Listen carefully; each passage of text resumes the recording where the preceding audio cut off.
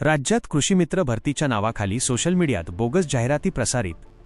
राज्यात कृषीमित्र भरतीच्या नावाखाली सोशल मीडिया आणि इतर डिजिटल माध्यमांद्वारे काही समाजकंटकांकडून बोगस जाहिराती प्रसारित करून सुशिक्षित बेरोजगार युवक, शेतकरी आणि सर्वसामान्य नागरिकांची दिशाभूल करण्याचा प्रयत्न होत असल्याचे समोर आले आहे.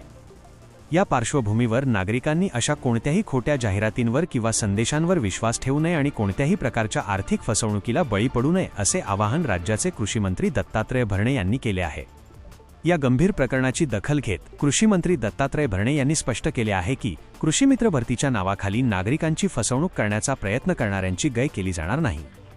खोट्या आणि दिशाभूल करणाऱ्या जाहिराती पसरवून लोकांची फसवणूक करणाऱ्या व्यक्ती किंवा संस्थांविरुद्ध कृषी विभागामार्फत थेट फौजदारी गुन्हे दाखल करण्याची कडक कार्यवाही करण्यात येत आहे.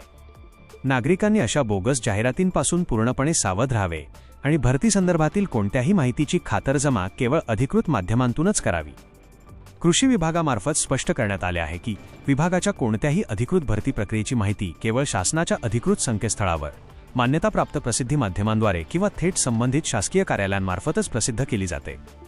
त्यामुळे सोशल मीडियावर फिरणाऱ्या अप्रमाणित जाहिराती, अर्जासाठी खासगी स्वरूपात शुल्क भरण्याच्या सूचना, वैयक्तिक बँक खात्यावर पैसे जमा करण्याचे आवाहन किंवा संशयास्पद वाटणाऱ्या कोणत्याही लिंकवर क्लिक करून आपली माहिती देऊ नये.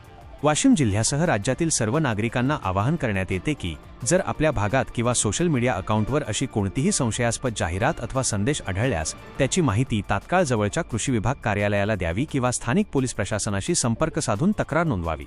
अशा नवनवीन बातम्यांसाठी चॅनलला सबस्क्राईब करा आणि पाहत रहा MH न्यूज मराठी. वाशिम जिल्हा प्रतिनिधी जावेद भवानीवाले.